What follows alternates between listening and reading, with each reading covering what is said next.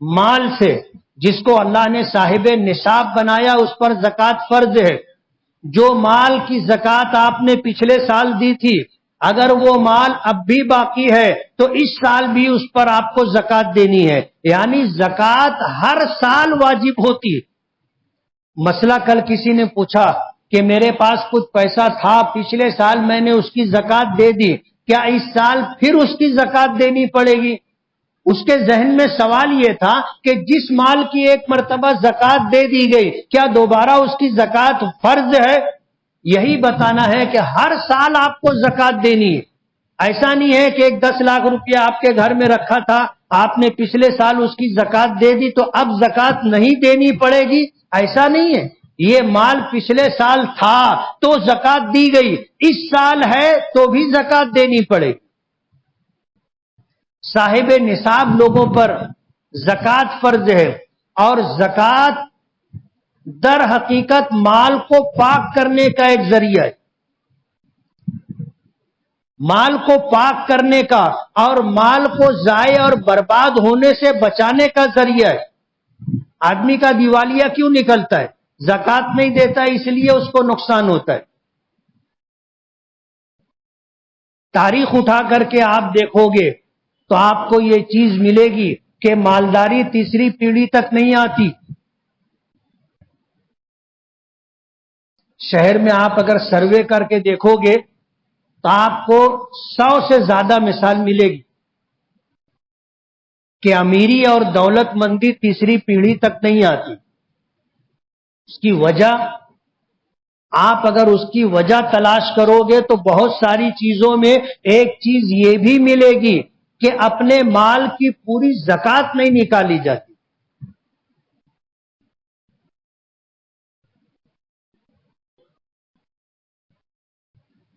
قرآن کریم میں اللہ پاک نے فرمایا کہ وما انفقتم من شیء فهو یخلفہ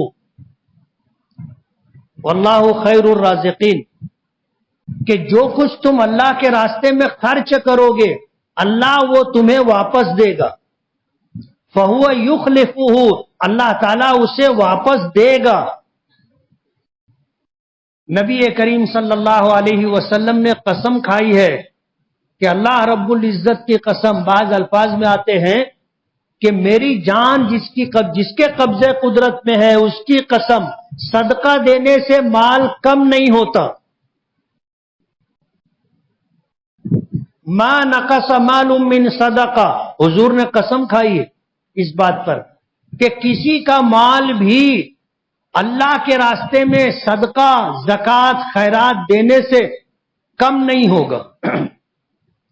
اللہ نے وعدہ کیا ہے کہ وما انفقتم من شیء فهو یخلفہ، کہ جو کچھ تم میرے راستے میں خرچ کرو گے، زکوٰۃ کے نام سے، صدقات کے نام سے، فی سبیل اللہ کے نام سے، فهو یخلفہ، اللہ تعالیٰ اسے واپس کرے گا. یہ اللہ کا وعدہ ہے. تو زکوٰۃ دینے سے مال کبھی کم نہیں ہوتا. جو دیا ہے اللہ اس کے بدلے میں ہماری امیدوں اور توقعات سے زیادہ دے گا، اور وہی بہترین رزق دینے والا ہے. تو زکوٰۃ دینے سے مال کم نہیں ہوتا، اس پر حضور نے قسم کھائی. دوسری بات اللہ پاک نے فرمایا کہ خذ من اموالہم صدقۃ تطہرہم، کہ آپ مسلمان مالداروں سے زکوٰۃ وصول کریں. یہ زکوٰۃ ان کے مال کو جو ہے پاک کر دے گی، ان کے مال کو پاک کر دے گی. تو یہ زکوٰۃ ہمارے مالوں کی حفاظت کا، مالوں کی بڑھوتری اور برکت کا، اور مال کی پاکیزگی کا ذریعہ ہے. زکوٰۃ اہتمام کے ساتھ دینا چاہیے، بلکہ زکوٰۃ جھکتی دینا چاہیے. اگر ہم پر 100 روپیہ زکوٰۃ فرض ہوئی ہے، 100 روپیے سے زیادہ دے. ان لوگوں پر جن پر پہلی مرتبہ زکوٰۃ فرض ہوئی ہے ان کو اس کا اور زیادہ اہتمام کرنا چاہیے. ایک واقعہ ہے، نبی کریم صلی اللہ علیہ وسلم کے عامل جو بیت المال کی طرف سے مقرر کیے گئے تھے، ایک قبیلے میں گئے ایک شخص کے پاس. ان سے کہا کہ تمہارے پاس کیا ہے؟ انہوں نے کہا کہ یہ میری بکریاں ہیں اور یہ گائے بیل ہیں اور یہ اونٹ وغیرہ ہے. انہوں نے شمار کیا اور شمار کرنے کے بعد بتایا کہ تم پر 1 سال کی اونٹنی کا بچہ زکات میں فرض ہے، 1 سال کا۔ وہ کہنے لگے کہ میں غریب آدمی تھا، پہلی مرتبہ اللہ نے مجھے اتنا مال دیا ہے، اور مجھے خوشی اس بات کی ہے کہ آج اللہ کے رسول صلی اللہ علیہ وسلم کی طرف سے کوئی شخص میرے یہاں زکات لینے وصول کرنے کے لیے آیا ہے، یہ میرے لیے سعادت اور فخر کی بات۔ اللہ نے مجھے پہلی مرتبہ اس عبادت کی توفیق اور موقع عطا کیا، اور کہنے لگے کہ یہ 1 سال کی مادہ بچے سے کیا ہوگا؟ انہوں نے اپنے مال میں سے ایک بہترین تندرست دودھ دینے والی فربا اونٹنی لا کر کے دی اور کہا کہ یہ لے جاؤ۔ تو عامل کہنے لگے کہ نہیں، مجھے حکم ہے کہ تمہارے مال میں جو حصہ زکات کا ہے میں وہی لوں، اور اگر آپ کو اس سے زیادہ دینا ہے تو اللہ کے رسول صلی اللہ علیہ وسلم سفر میں ہے اور آپ کے قبیلے کے قریب رات میں آپ کا قیام ہے، آپ چلو اللہ کے رسول صلی اللہ علیہ وسلم کی خدمت میں پیش کر دو، اللہ کے رسول قبول کر لیں تو میرے لیے کوئی بات نہیں۔ کہنے لگے میں تیار ہوں۔ وہ تندرست فربا اونٹنی لے کر کے چلے اور اللہ کے رسول کی خدمت میں پہنچے اور کہنے لگے کہ اللہ کے رسول صلی اللہ علیہ وسلم، یہ میرے لیے سعادت اور فخر کی بات ہے کہ میں پہلی مرتبہ زکات دینے کی حیثیت میں آیا ہوں۔ آپ کے عامل آئے، انہوں نے میرے مال کو دیکھا اور کہا کہ 1 سال کا بچہ مادہ میری زکات میں میرے مال میں فرض ہے۔ اللہ کے رسول، یہ 1 سال کا بچہ آپ کے کس کام کا؟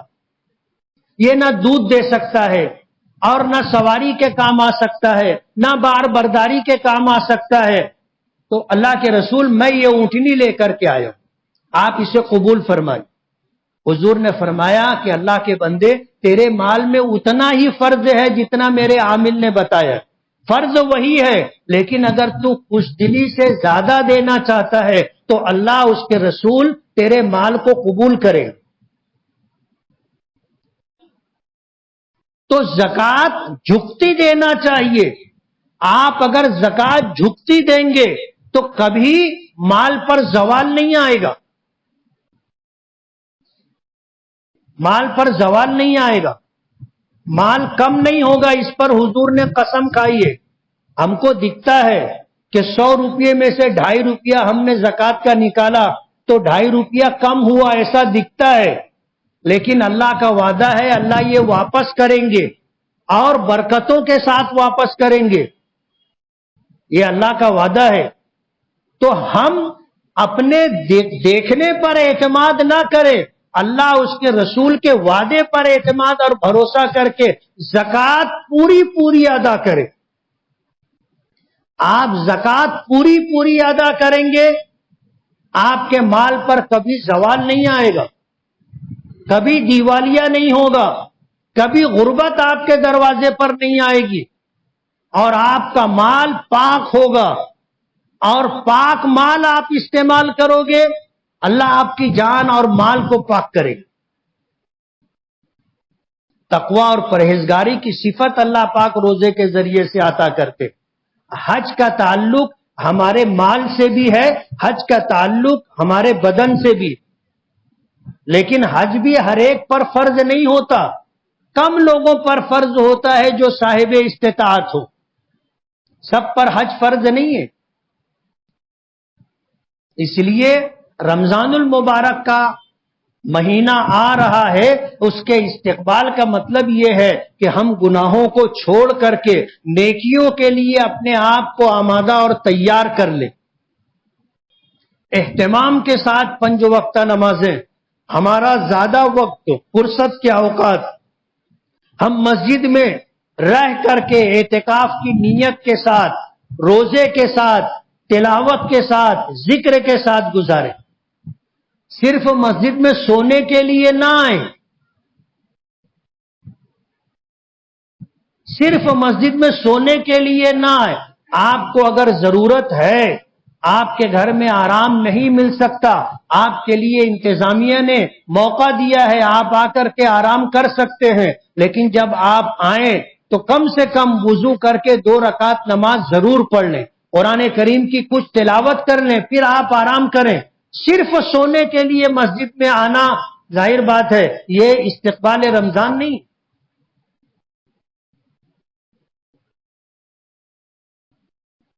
اور تقوی و پرہیزگاری کا حصول ہی روزے کا مقصد ہے۔ اللہ پاک ہمیں روزے کے مقاصد کو پورا کرنے کی توفیق عطا فرمائے، نمازوں کا اہتمام، تراویح کا اہتمام، روزوں کا اہتمام عطا فرمائے۔ اسی کے ساتھ قرآن کریم کا ایک خاص تعلق ہے رمضان المبارک سے کم ایک مرتبہ تو پورا قرآن پاک رمضان میں پڑھنا چاہیے۔ پڑھیں گے نا، ختم کریں گے نا، اللہ تعالی عمل کی توفیق دے۔